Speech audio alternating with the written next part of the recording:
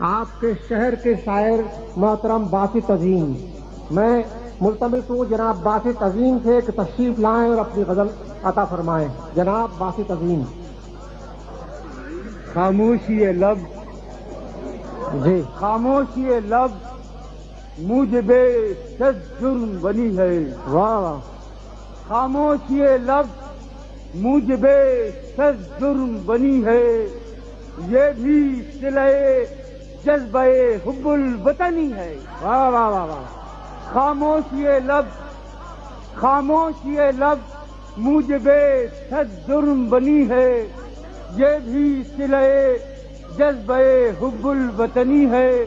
اور حالات زمانہ سے کچھ اب ایسی ٹھنی ہے، واہ واہ۔ حالات زمانہ سے کچھ اب ایسی ٹھنی ہے، جو سانس ہے چپتی ہوئی نیزے کی انی ہے، جو سانس ہے چپتی ہوئی نیزے کی انی ہے۔ کیا کروں ارشاد۔ کہ جلتا ہے یہ کس دھوپ کی شدت سے میرا جسم، واہ واہ واہ۔ جلتا ہے یہ کس دھوپ کی شدت سے میرا جسم، حالانکہ جہاں میں ہوں وہاں چھاؤں گھنی ہے۔ واہ واہ واہ۔